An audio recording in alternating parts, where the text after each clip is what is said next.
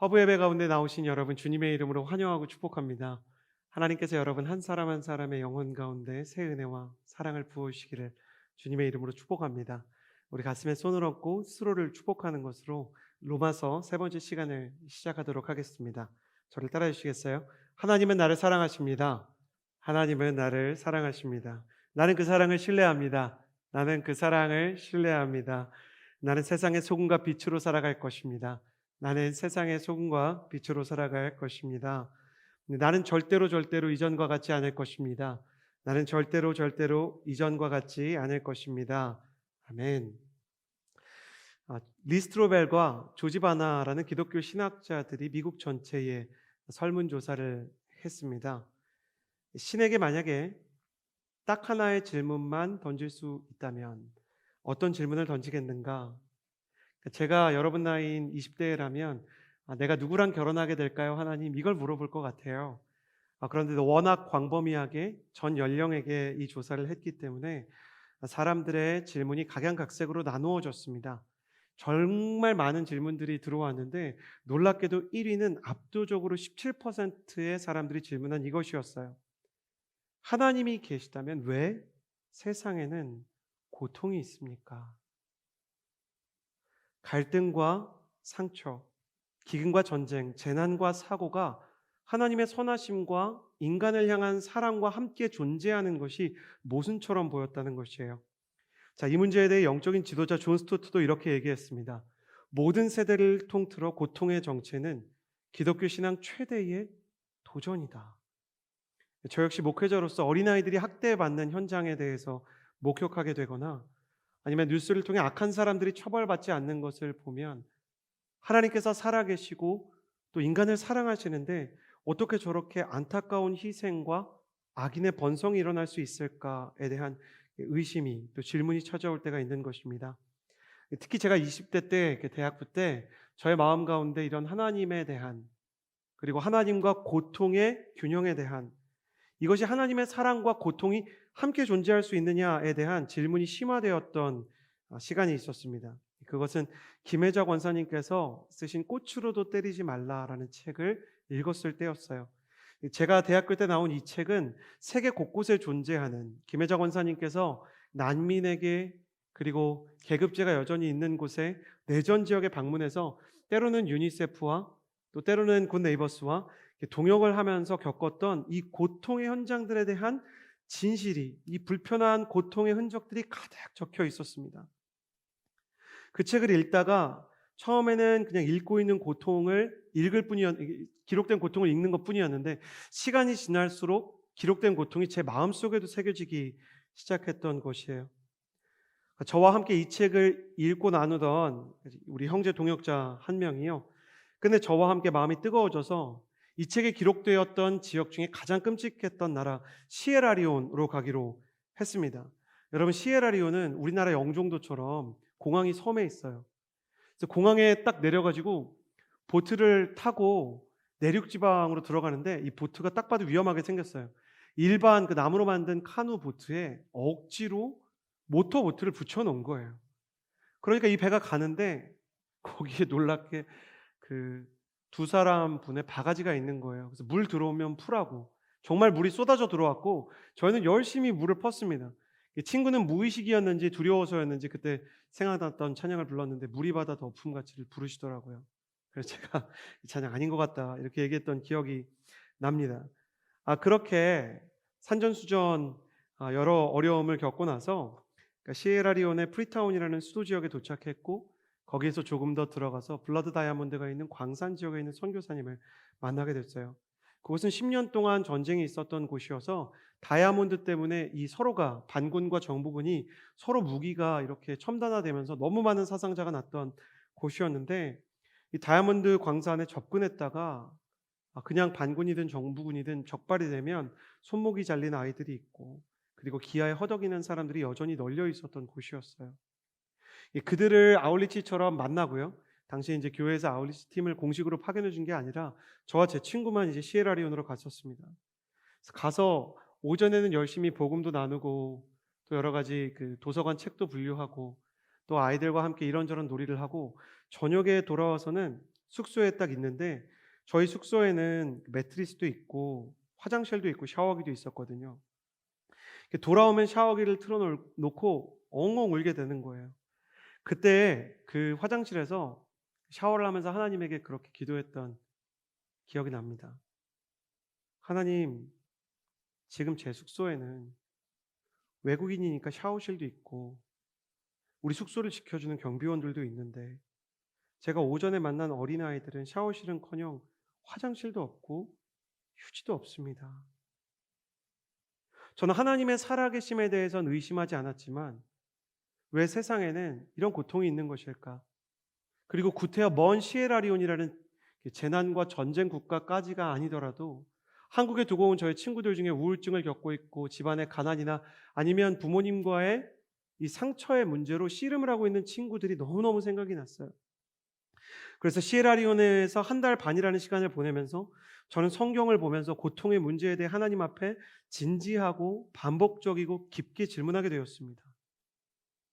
질문은 눈물이 되었고 감사하게도 눈물은 기도가 되었습니다.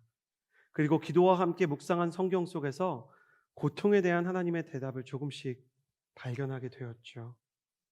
제가 성경을 읽으면서 첫 번째로 발견했던 것은 하나님이 처음부터 세상을 고통스럽게 만든 것은 아니었다는 것입니다. 여러분, 우리가 성경의 창세기를 보면 하나님께서 태초에 천지를 창조하시고 그 창조를 마치신 후에 사람을 볼 때나 자연을 볼 때나 태양을 볼 때나 동물을 볼 때 모두 반복되어 이렇게 말씀하십니다. 보시기에 좋았더라. 주님께서는 창조하시고 보시기에 좋았더라 이렇게 말씀해 주셨어요. 신의 수준에서 하나님의 클래스에서 보시기에도 세상은 너무나 아름답게 창조되었다는 것입니다.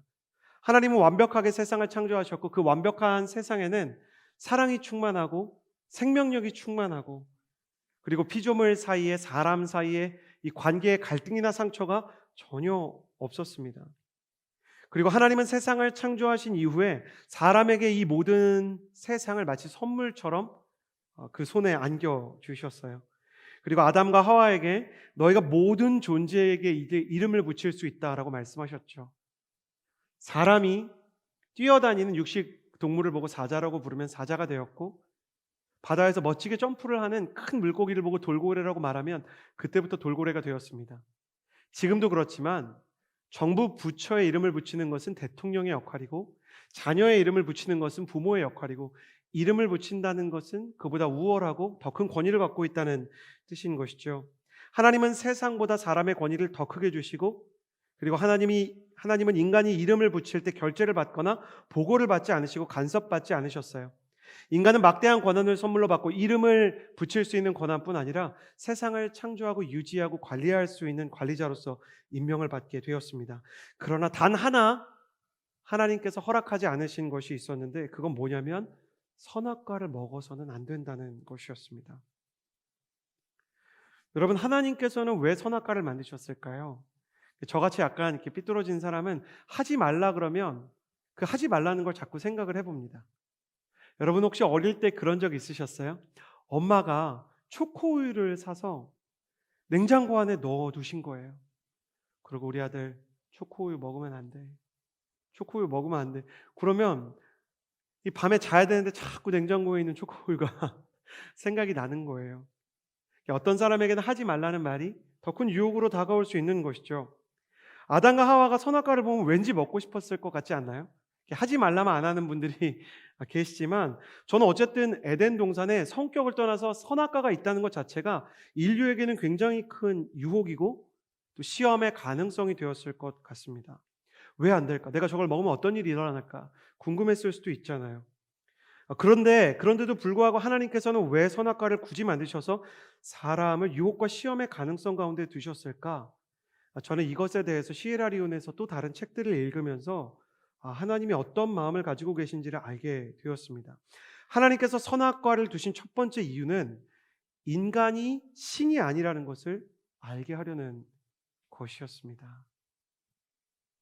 아담, 하와, 너희는 나 여호와와 다르다.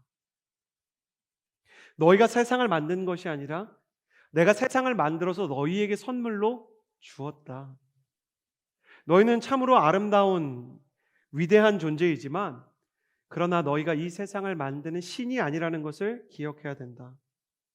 자, 선악과의 본래 원어의 뜻은 선과 악의 기준을 정하는 열매입니다. 그러니 우주를 만드신 하나님의 손 안에 우주 경영의 원칙이 있고 사람을 만드신 하나님 안에 사람의 선함과 악함에 대한 기준이 있다는 것이죠.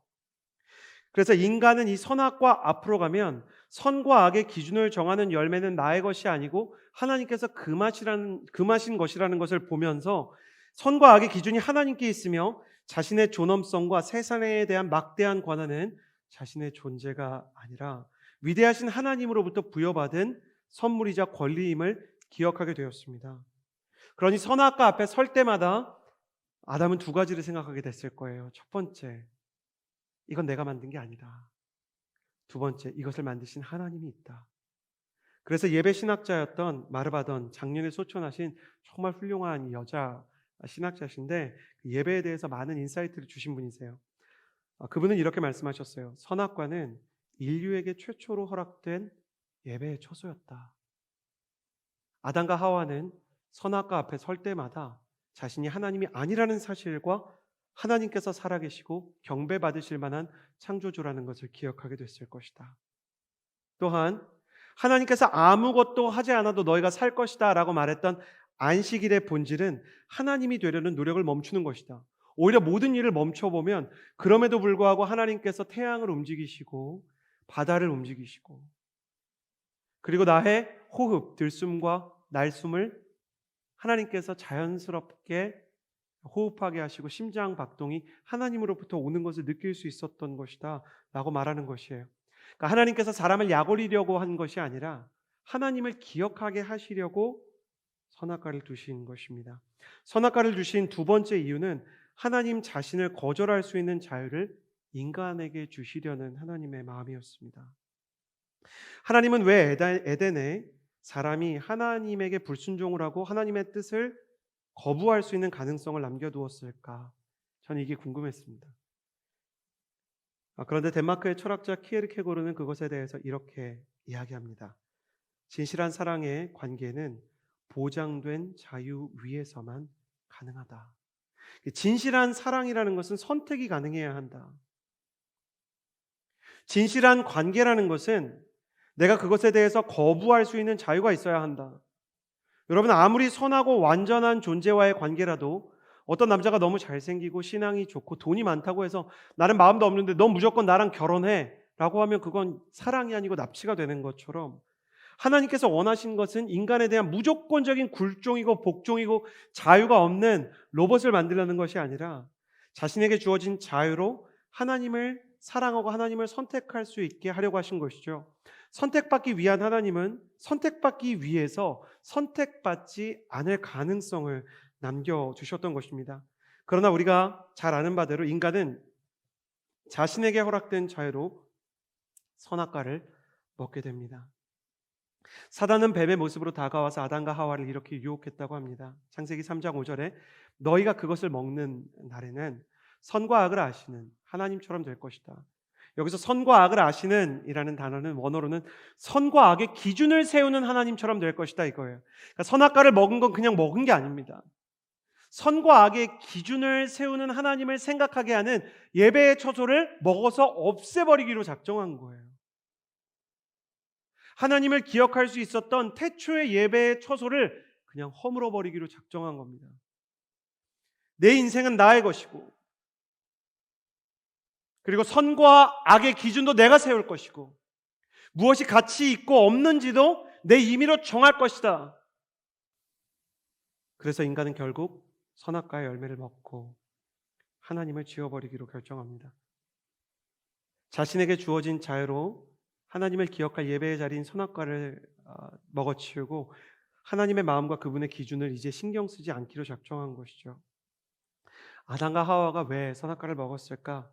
지금의 우리처럼 충동과 유혹에 약한 이 원주에 물든 사람들이 아니라 아담과 하와는 우리와 다르게 죄를 짓지 않을 수 있는 힘이 있었고 또 심사숙고하고 아주 지혜롭게 결정할 수 있었습니다.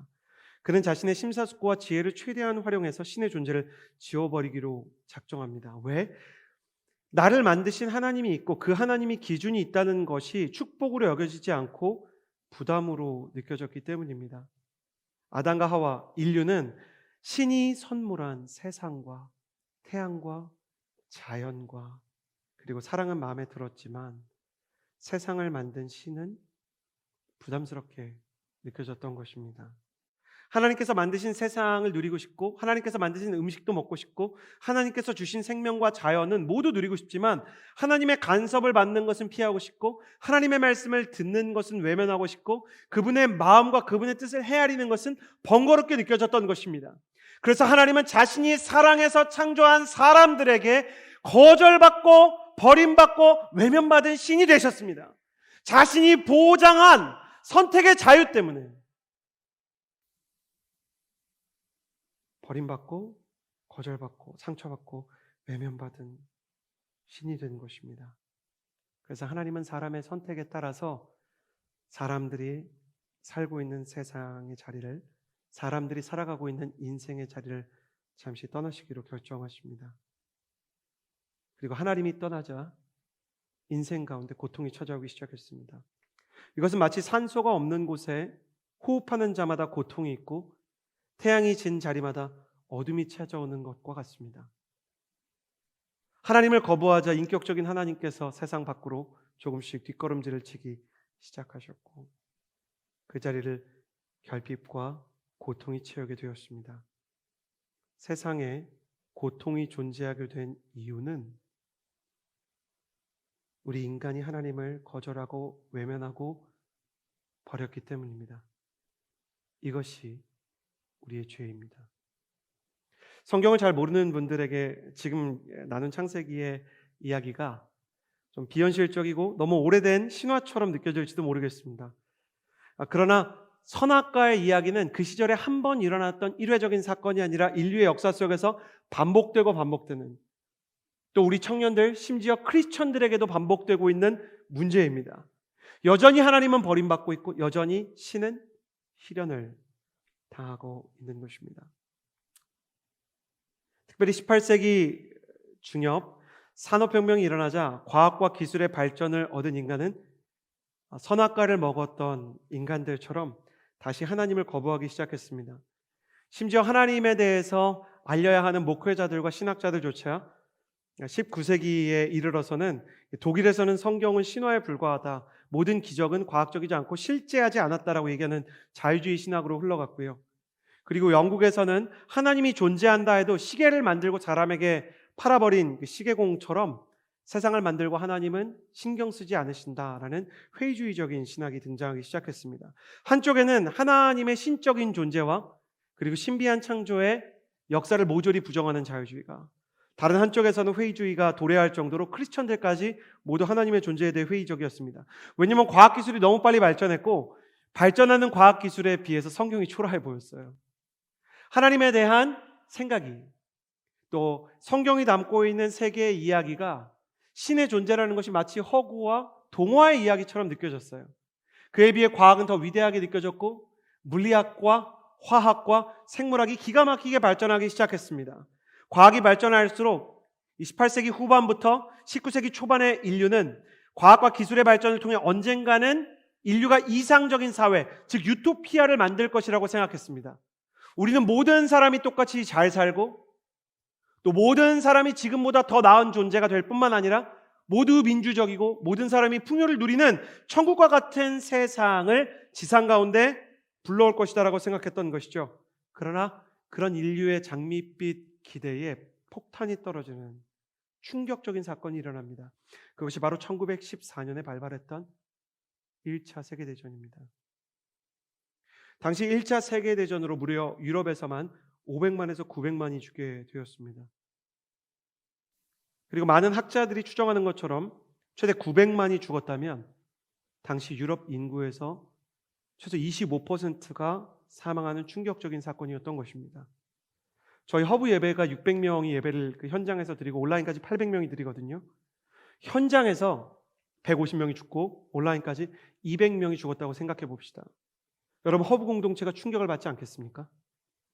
여러분이 아는 카카오톡의 모든 사람들 중에 4명 가운데 1명이 죽는다면 여러분은 얼마나 큰 절망을 느끼시겠습니까? 더 충격적이었던 것은 인류를 죽인 것은 그들이 자랑하던 과학과 기술이었어요. 과학과 기술이 그만큼 발전하지 않았다면 소위 최근에 이렇게 자주 쓰이는 표현이죠. 대량 살상 무기가 발전하지 않았겠죠. 물리학의 정점 중에 하나에는, 특히 기계적인 물리학에는요, 우주로 나가는 우주과학적인 기술 아니면 사람을 죽이는 대량 살상 무기가 존재합니다. 사람들은 자신에게 하나님께서 허락하신 지혜와 그리고 사람들이 발견한 과학 기술을 통해서 사람을 대량으로 죽이는 기술을 발견하게 되었던 것입니다.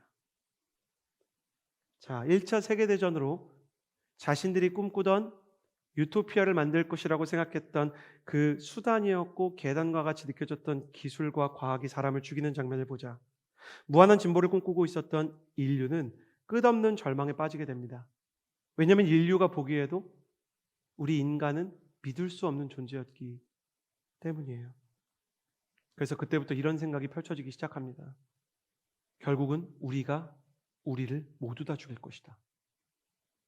기술이 발전할수록, 과학이 발전할수록 더 많은 사람이 죽게 될 것이다. 지식이 늘어날수록 빈부격차도 더 커질 것이다. 사회가 발전할수록 사기와 거짓과 탐욕은 더 교묘해질 것이다. 과학뿐 아니라 사회에서도 얼마나 많은 계급들이 생기고 또 얼마나 많은 탐욕들 때문에 더 많은 힘없는 약자들이 소외되고 또 핍박받게 되었는지 그들은 그제서야 돌아보게 되었던 것입니다. 이때 인류는 이 재앙 앞에서 차라리 사사기 시대만큼이라도 하나님께로 돌아가기로 작정해야 했습니다. 그러나 이미 하나님을 알고 있었던 유럽 사회조차 하나님께로 돌아갈 여력이 없었습니다.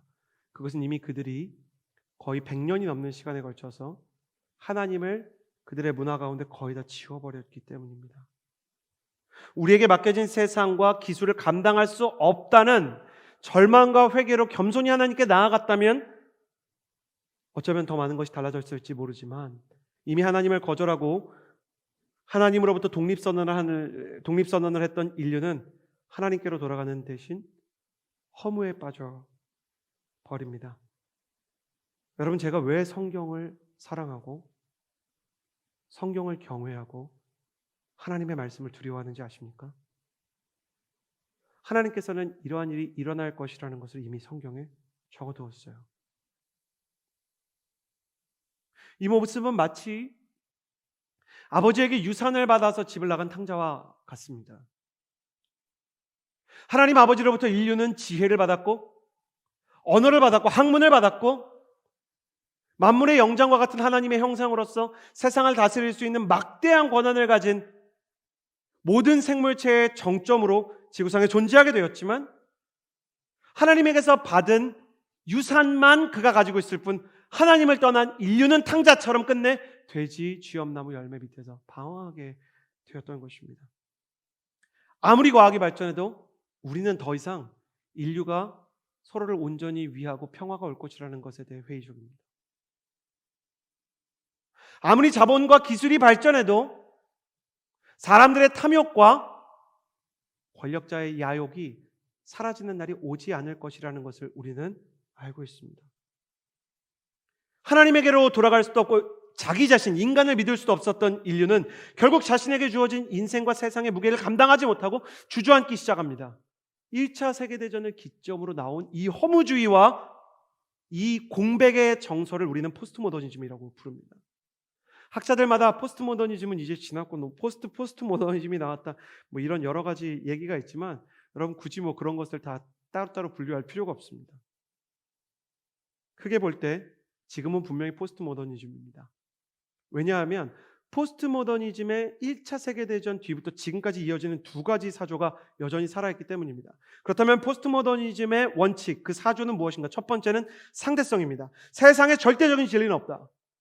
모든 것은 상대적이다. 성경도 상대적이고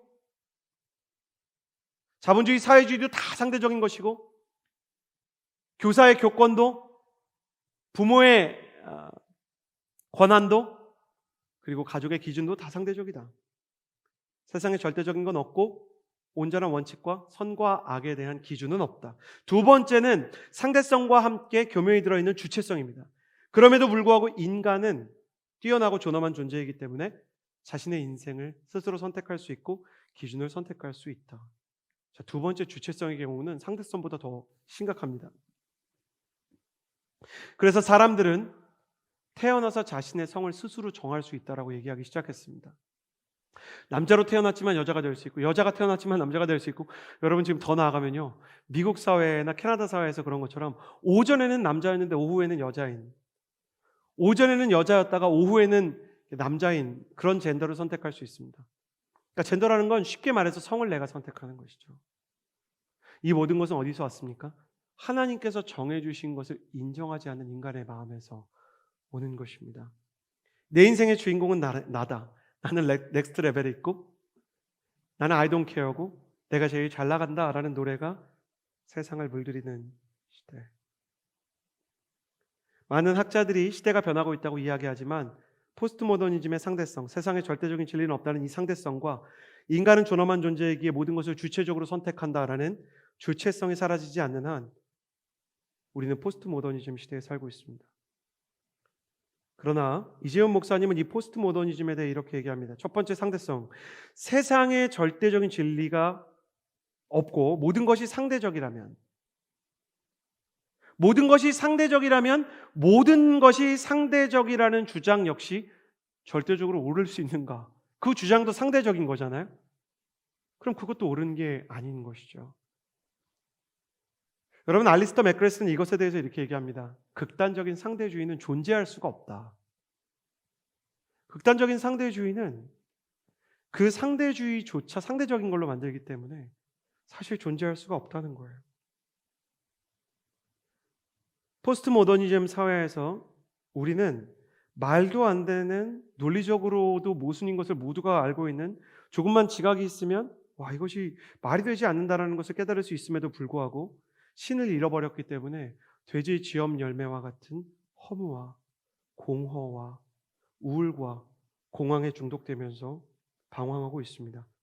그래서 예술의 주제는 허무와 공허가 되었고 문학은 상실의 시대를 아이콘으로 선택합니다.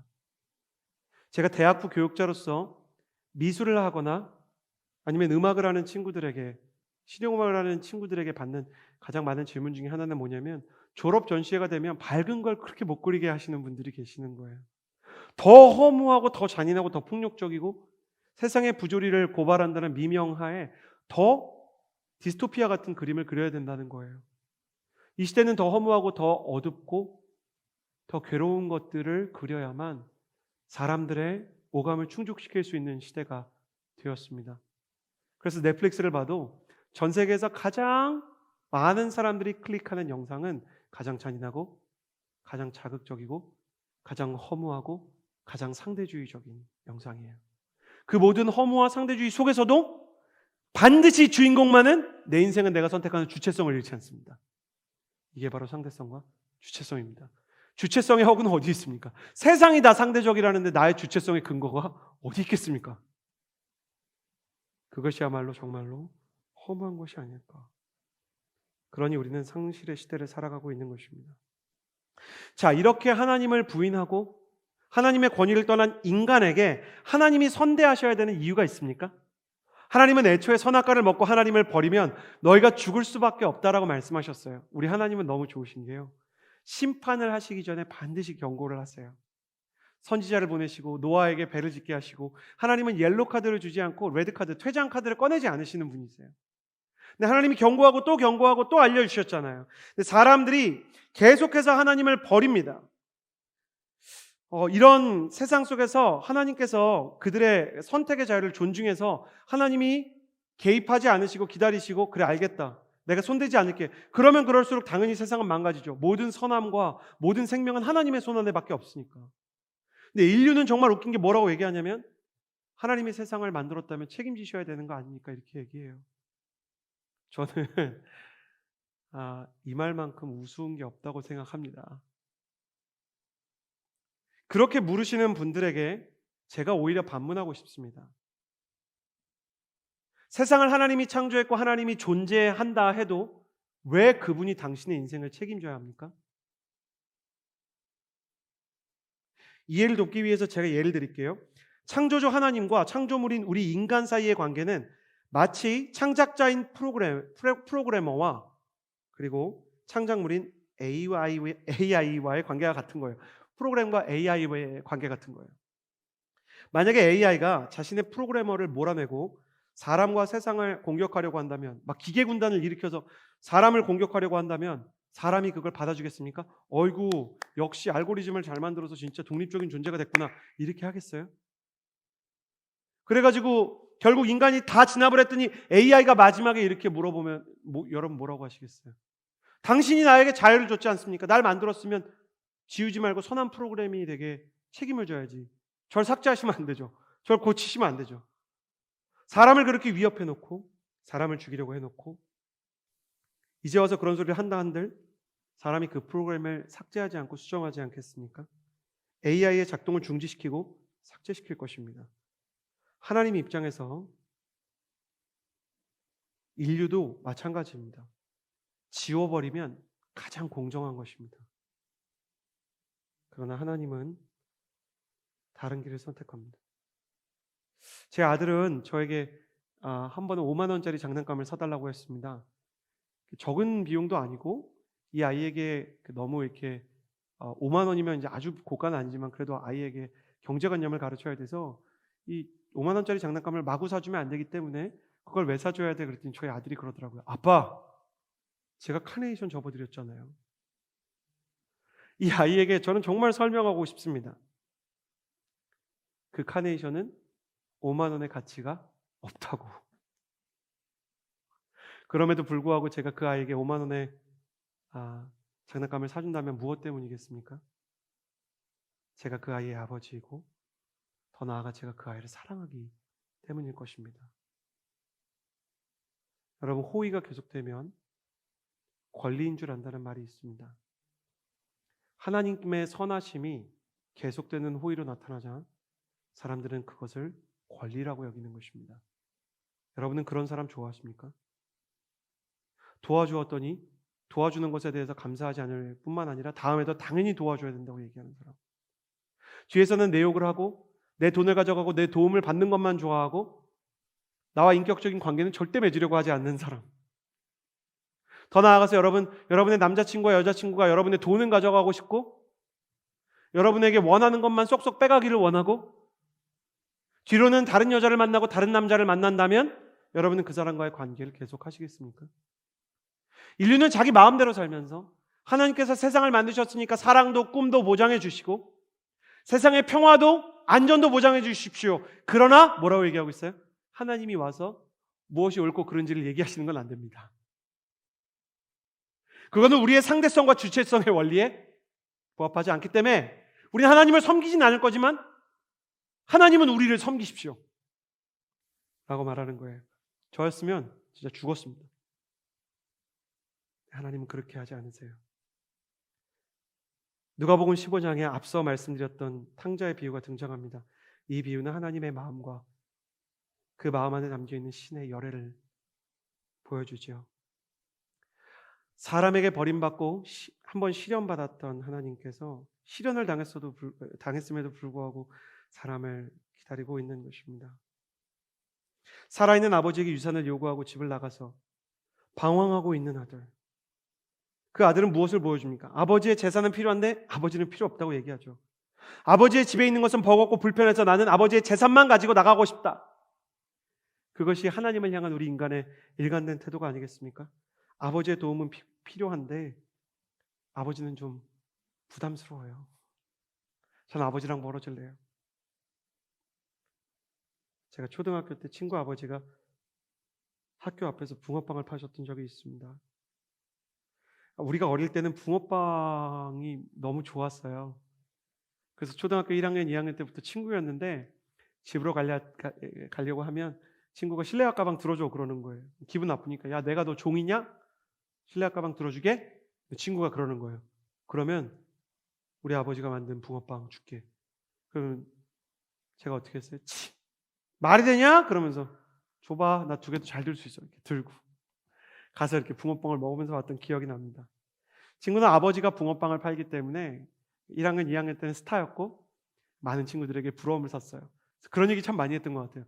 나도 아빠가 붕어빵 만들면 좋겠다.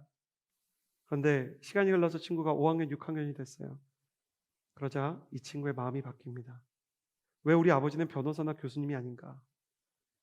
사장님이 아버지인 친구도 있는데 우리 아버지는 붕어빵이나 만들고 있구나. 아버지가 부끄럽게 느껴졌던 것 같습니다. 어린 마음에 좀 속상한 말을 하는데 아버지에게 그렇게 얘기했대요. 아빠, 다른 학교 가서 붕어빵 팔면 안 돼?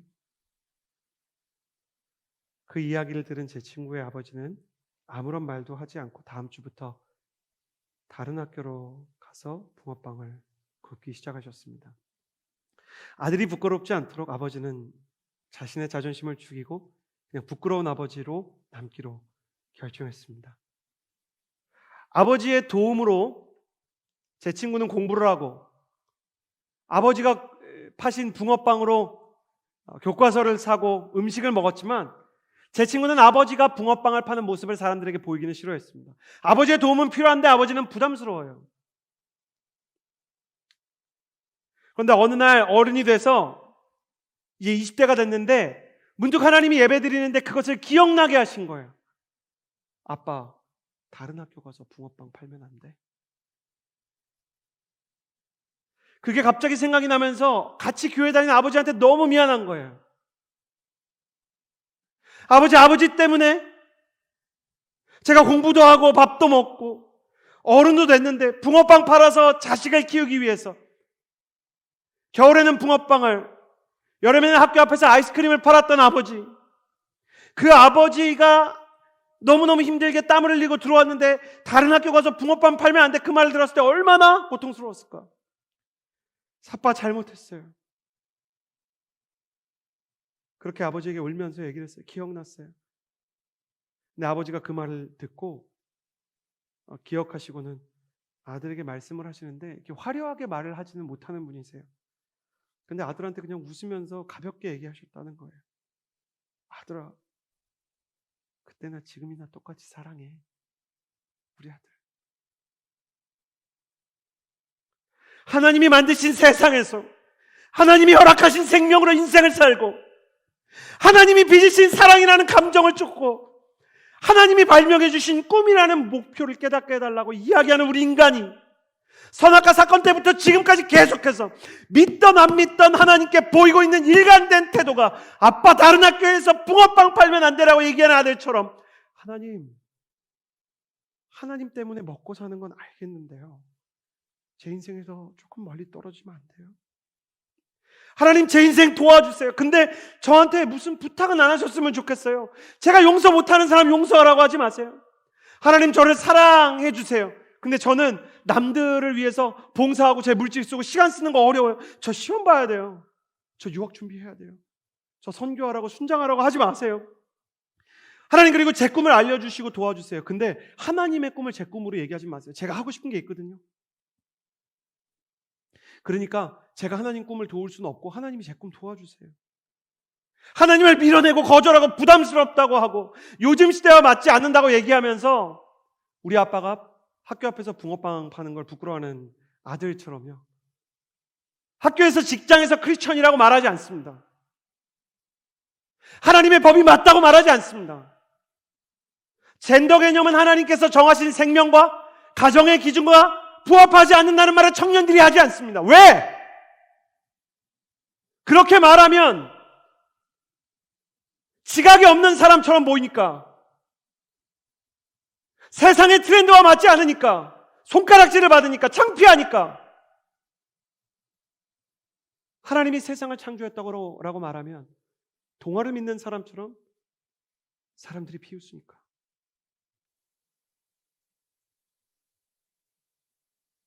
우리는 하나님을 전하지도 않고 우리가 하나님을 믿는다는 사실을 온전히 고백하지도 못합니다. 그러나 탕자의 비유 이야기로 돌아와 보겠습니다. 붕어빵을 파는 아버지가 아들에게 상처를 받았지만 또다시 일을 하러 나가서 자녀를 위해 희생하고 헌신하는 것처럼 하나님 아버지는 탕자가 집을 나갈 때나 돌아올 때나 똑같이 아들을 사랑합니다. 다만 아버지는 아들을 쫓아서 이리로 저리로 가서 연행하지 않고 아들을 기다립니다. 그것은 창세기 때부터 하나님이 어떤 분이신지를 보여주는 것인데 인간의 선택을 존중하시는 인격적인 하나님이시기 때문입니다. 하나님은 당신이 나가든 돌아오든 당신이 스스로 하나님을 선택하기를 기다리고 계십니다. 그것이 지금 저와 여러분을 향한 아버지의 마음입니다. 그분은 여전히 우리가 자발적으로 그분에게 돌아오기를 기다리고 계시는 하나님이십니다. 저는 이제 집사님이 된 친구와 어제 통화를 하면서 엉엉 울었습니다.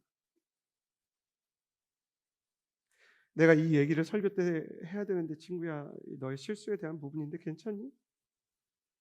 친구는 참 좋은 집사님입니다.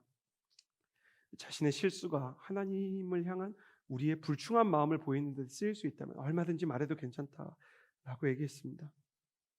그러다 보니 친구와 영적인 대화를 나누게 되었고 어린 나이였지만 아버지를 부끄러워했던 지난날이 기억난다며 후회하는 마음으로 한 번 울고 이제는 아버지가 가장 자랑스럽고 그럼에도 불구하고 자존심 다 접고 다른 학교로 가서 날 위해서 수고하셨던 아버지를 닮고 싶다고 말해서 한 번 더 울었습니다. 이 아들이 어떻게 아버지를 부끄럽게 생각하겠습니까? 사도 바울은 자신을 위해서 수고하고 헌신한 예수 그리스도를 다메섹 도상에서 만나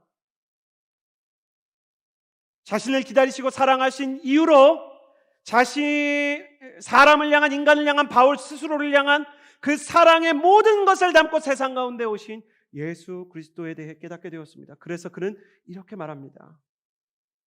오늘 말씀 로마서 1장 16절 상반절입니다. 나는 복음을 부끄러워하지 않습니다. 나는 복음을 부끄러워하지 않는다. 내가 어떻게 아버지의 사랑을 부끄러워하겠는가? 사랑하는 여러분이 크리스천이라면 우리가 어떻게 하나님 아버지의 사랑에 대해 부끄럽다고 말할 수가 있습니까? 여러분, 하나님이 부끄럽습니까? 내가 예수 믿는 게 부끄럽습니까? 날 위해 목숨을 내주신 예수 그리스도가 부끄럽습니까? 뭐가요? 왜요? 세상 사람들이 손가락질하는 게 그렇게 중요합니까? 사람들이 보기에 십자가의 도가 믿지 않는 자들에게 미련해 보이고 그리고 무력해 보이는 것이 우리한테 그렇게 중요합니까? 왜 부끄러워하십니까? 아빠 딴 데 가서 붕어빵을 팔면 안 되라고 얘기했던 아들처럼 왜 하나님 조금 멀리 계시면 안 돼요? 하나님, 제가 예수님 믿긴 믿는데요. 저한테 하나님 따라가라고 말하지 마세요. 그 사람 용서하라고 말하지 마세요. 저 그런 것까지 할 수 없어요. 근데 제 인생은 책임져 주세요라고 말하는 마음이 우리에게 있지 않습니까? 바울은 복음을 설명하면서 가장 먼저 복음을 이해하기 위해서 우리가 복음을 부끄러워해서는 안 된다라고 말합니다. 나는 여러분을 축복합니다. 여러분과 저의 인생 가운데 예수 그리스도가 더 이상 부끄럽지 않게 되기를 축복합니다. 예수님은 우리의 자랑이십니다.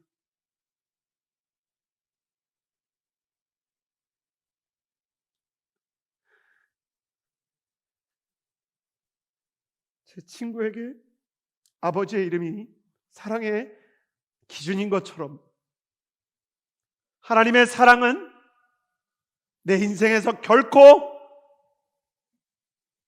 부끄러운 것이 될 수 없는 것입니다.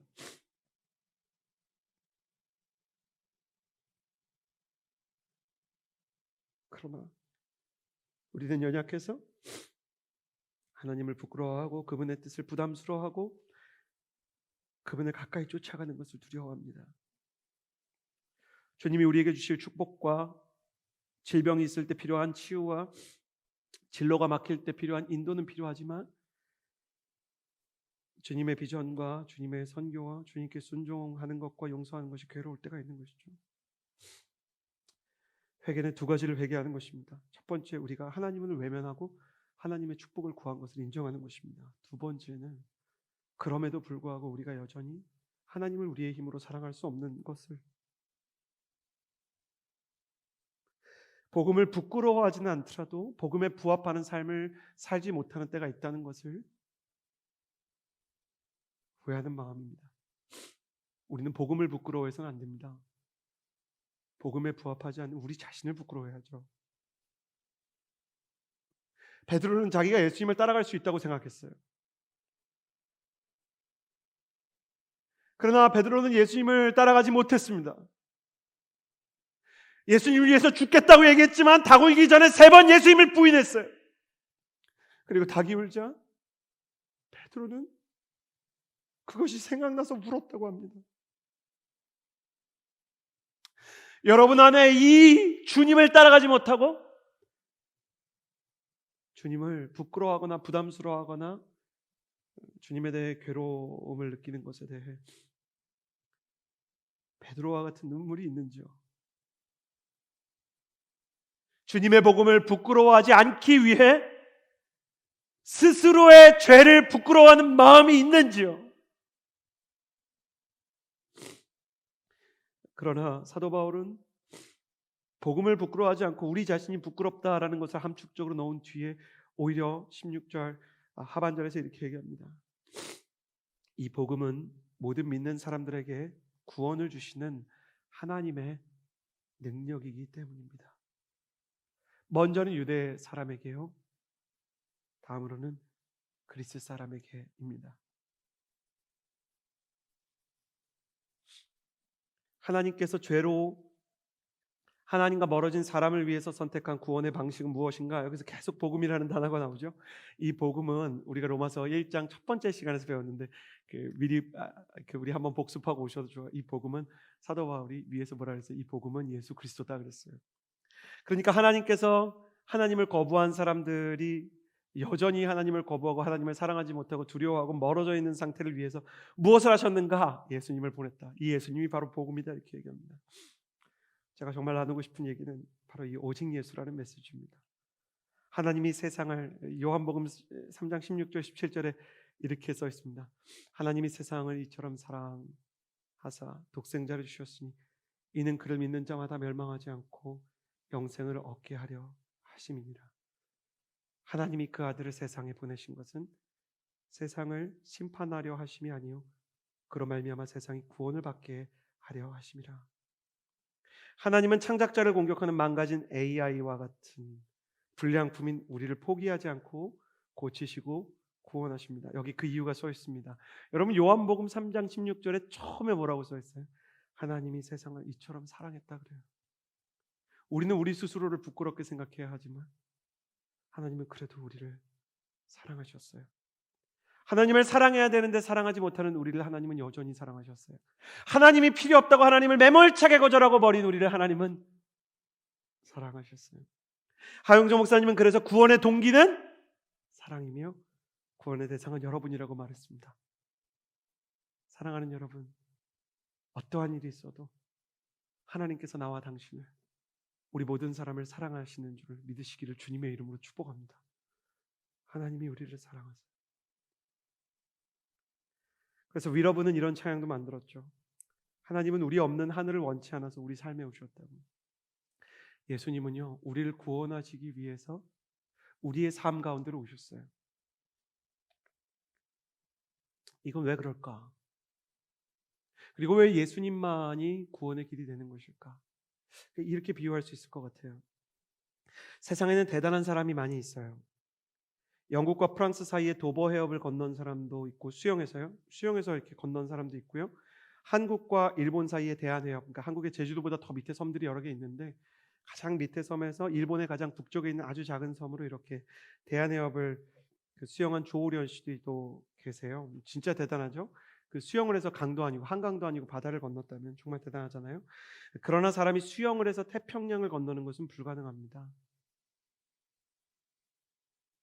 사람에게는 한계가 있습니다. 우리는 하나님이 창조하신 자연을 누릴 수 있고 과학을 통해서 우주를 관찰하거나 철학을 통해 인생에 대해서 생각할 수 있습니다. 그러나 우주를 아주 탁월하게 관찰한 과학자라고 하더라도 우주를 그 과학자가 만들 수는 없고요. 인생에 대해서 탁월한 깨달음을 얻은 철학자라도 인간의 생명과 인생을 자기가 직접 만들 수는 없습니다. 과학은 위대한 것입니다. 철학도 아름다운 것입니다. 그러나 과학의 대상인 우주와 철학의 대상인 인간의 인생과 생명은 더 귀한 것입니다. 여러분, 과학이 위대합니까? 우주가 위대합니까? 생명이 위대합니까? 아니면 철학이 위대합니까? 철학이나 과학이 가치가 없다는 것이 아니라 더 가치 있는 것들은 모두 내가 만들 수 있는 것이 아닙니다. 그래서 오늘 말씀 16절에 보면 구원을 주시는 하나님이라는 표현이 나옵니다. 이 표현은 무엇을 우리에게 보여주시는가? 구원은 하나님만이 주실 수 있다는 것입니다. 왜 예수님을 통해서만 구원을 받을 수 있습니까? 그것은 인간에게 한계가 있기 때문입니다. 열심히 수영을 해서 도보해협이나 대한해협을 건널 수는 있어도 태평양을 건널 수 없는 것처럼 우리가 선행을 통해서 하나님에게 간다는 생각은 큰 착각입니다. 선이라는 기준은 인간의 것이 아니라 태평양과 같이 인간이 도달할 수 없는 하나님의 기준입니다. 그 하나님의 기준을 만족시킬 수 있는 가장 선한 분은 예수님뿐이시고, 그래서 가장 선한 예수님이 가장 악한 인간을 위해서 죽어야만 이 죄값이 치루어지는 것이었습니다. 사람이 자기 능력으로 건널 수 없는, 수영해서 건널 수 없는 태평양을 건너서 캘리포니아로 가려면 어떻게 해야 되겠습니까? 비행기를 타야 되지 않겠습니까? 하나님은 비행기처럼 예수님을 우리에게 보내셨습니다. 값도 내가 지불했고 엔진도 내가 만들었고, 그리고 너희를 태우는 동안 모든 연료까지 내가 공급할 테니 너희는 믿고 타라. 저는 아들과 미국에 갔던 적이 있습니다. 제 아들이 여기가 진짜 미국이 맞느냐, 비행기가 어떻게 하늘을 나르느냐 여러 가지를 물어보았는데, 제가 그거를 물어볼 것 같아서 제트 엔진이나 비행기의 이륙 원리에 대해서 배우긴 했는데 이 아이가 물리학에 너무 기초가 없으니까 설명을 해도 소용이 없더라고요. 저는 그때 알게 됐어요. 수준에 따라서 이해를 못하는 진리라는 게 존재하더라고요. 그러나 이해하지 못하는 진리더라도요, 믿고 경험할 수가 있더라고요. 제 아들은 비행기가 어떻게 이륙하고 어떻게 날아다니는지를 몰라요. 근데 아빠를 믿고 비행기에 탄 대가로, 아빠가 그 모든 대가를 지불한 대가로 실제로 비행기를 타고 그 첨단 기술을 통해서 미국으로 갈 수 있었습니다. 인생에서 가장 중요한 일들은 이해하지 못하지만 믿고 갑니다. 음식을 먹는 사람 중에 얼마나 많은 청년이 그것이 어떻게 영양소가 되는지를 알겠습니까? 밤하늘을 바라보는 청년 중에 얼마나 많은 사람이 우주의 블랙홀과 웜홀의 원리에 대해서 알겠습니까? 우리는 모르지만 그곳에 우주가 있고 하나님이 그것을 창조하신 것에 대해서 다만 이렇게 말할 뿐입니다. 나는 하나님이 이것을 창조하시고 생명을 주시고 나를 위해 크고 놀라운 계획을 만드신 것을 믿습니다. 인간은 하나님의 기준을 만족시킬 만한 힘과 선함이 없지만 우리를 왜 사랑하는지 이해할 수 없는 그 하나님의 크신 사랑이 우리를 위해 가장 귀한 사랑을 부어주신 것입니다. 예수님은 인간 세상에 오셔서 우리와 하나님의 다리가 되기 위해서 심판을 받으셨습니다. 인간이 되셔서 잠을 주무셨고, 먹지 않으면 배가 고프셨고, 나이가 드셨고, 질병이 드셨고요. 그리고 나중에 십자가에 못 박혀 돌아가셨습니다. 히브리서에서는 예수 그리스도는 모든 일에 시험을 받았다 그러는데, 다른 번역은 예수 그리스도는 모든 일에 인간처럼 고통을 받았다는 말입니다. 그리고 많은 신학자들은 예수님이 장사한 지 사흘 동안 지옥에 가서 하나님의 형벌을 영원히 받았을 것이라고 이야기합니다. 인간의 형벌은 단순히 십자가에 못 박히는 것으로 끝나지 않고 요한계시록에 나오는 것처럼 지옥에 가야 되기 때문에, 비록 이 땅에서 시간은 3일이었지만 영적인 시간 속에서 영원의 시간을 거의 지옥의 형벌을 치르고 예수님께서는 우리에게 돌아오셨을 것입니다. 그래서 베드로 전서를 통해 이렇게 얘기하셨습니다. 예수 그리스도께서는 우리를 위해서 옥에 가셔서 거기서도 복음을 전파하셨다. 하나님은 우리를 위해 고통을 당하셨습니다.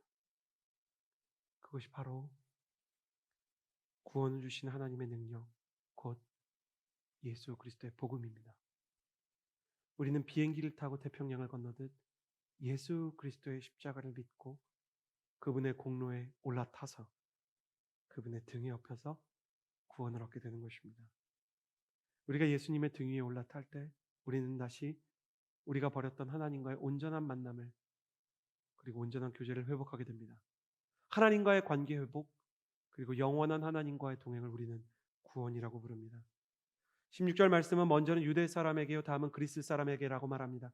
여기서는 혈통을 얘기하지만 이건 혈통에 국한된 문제가 아닙니다. 죄가 많던 적던, 배운 게 많던 적던, 내가 많은 것을 가진 사람이든 못 가진 사람이든 복음에는 차별이 없다는 것입니다. 복음에는 하나님의 사랑이 차별 없이 있습니다. 자, 그렇다면 이 예수 그리스도의 등에 올라타는 유일한 방법은 무엇입니까? 17절 말씀을 같이 한번 읽어보기를 원합니다. 17절입니다. 함께 읽겠습니다. 복음에는 하나님의 의가 계시되 믿음으로부터 믿음에 이르게 합니다. 기록되기를 의인은 믿음으로 살 것이다 라고 한 것과 같습니다. 여기서 믿음으로 믿음에 이르게 한다라는 표현이 나옵니다. 이게 무슨 표현인지 아십니까? 믿음이 두 개가 있습니다. 하나는 우리를 향한 하나님의 믿음입니다. 성경은 아브라함이 하나님을 믿었다고 합니다. 성경은 바울이 하나님을 믿은 것을 보여줍니다. 그러나 그 이전에 하나님이 아브라함을 먼저 선택하셨고 하나님이 바울을 먼저 선택하셨습니다. 선택을 한다는 것은 가치가 있다는 것입니다. 형제들 중에 차를 한 대만 살 수 있다 그러면 가치 있는 걸 선택하지 않겠습니까? 자매들 중에 가방을 하나만 살 수 있다 그러면 정말 가치 있는 걸 사지 않겠습니까? 마찬가지로 하나님도 사람을 한 사람만 고를 수 있을 때 아브라함을 부르셨고, 신약시대에 한 사람만 이방인의 사도로서 하나님이 특별히 택정할 때 사울을 선택하셨습니다. 그들은 아브라함이 선택받을 때나 사울이 선택받을 때 가치 있는 사람이 아니었습니다.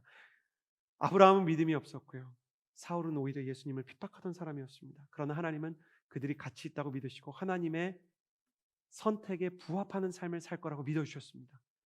이것이 우리를 향한 하나님의 믿음입니다.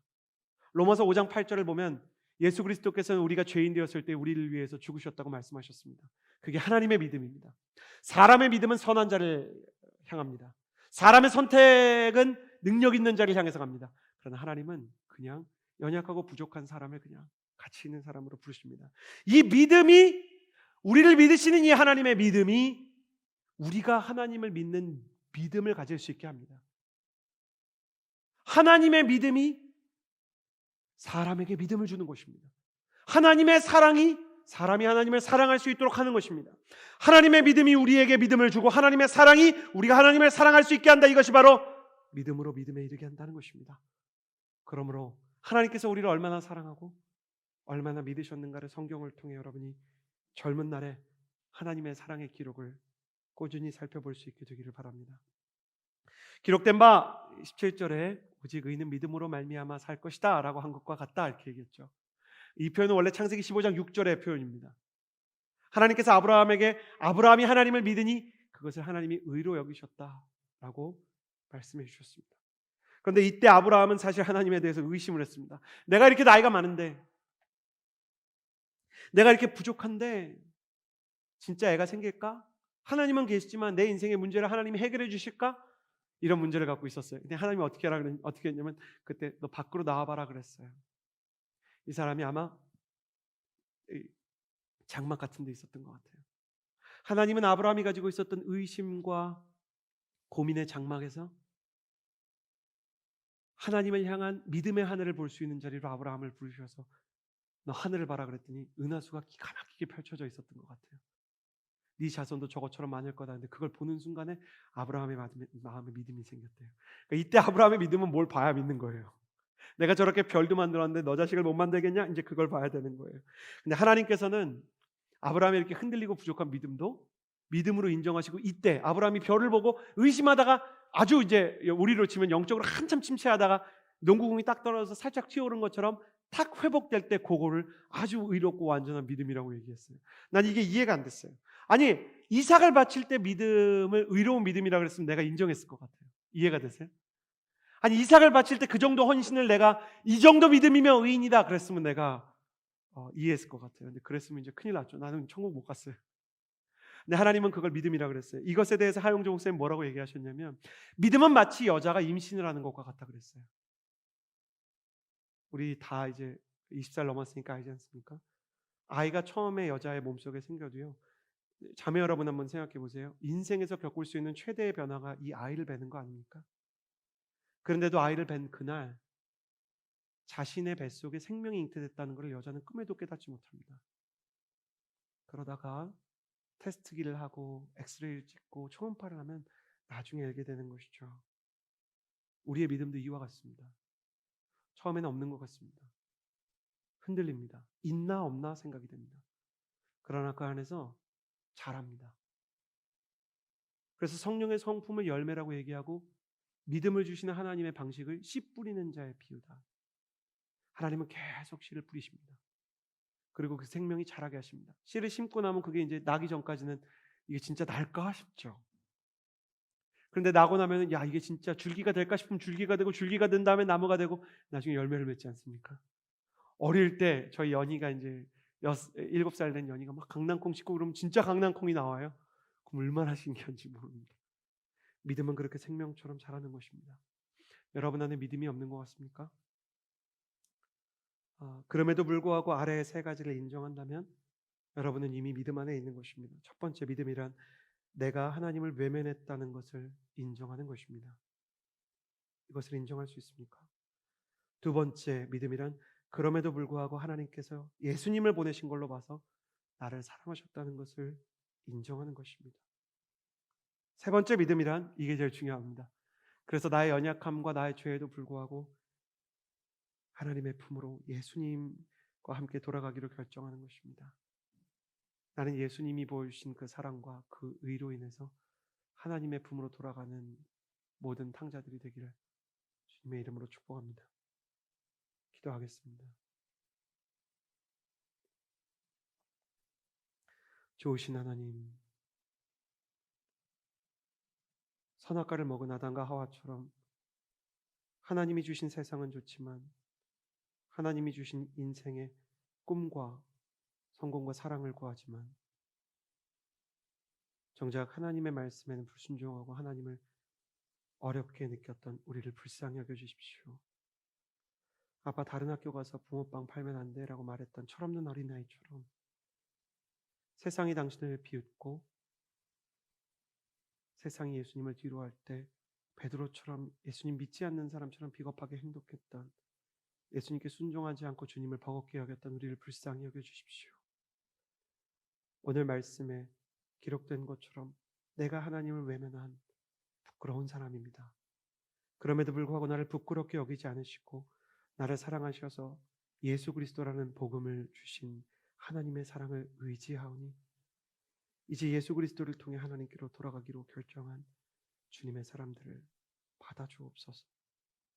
허브 공동체와 이 모든 메시지를 영상으로 함께한 모든 주님의 사람들이 주님의 품 안에서, 아버지의 품 안에서 온전한 구원과 회복과 은혜를 경험하게 되기를 원합니다. 주님, 우리와 영원히 함께하여 주옵소서. 예수님의 이름으로 기도드렸습니다. 아멘.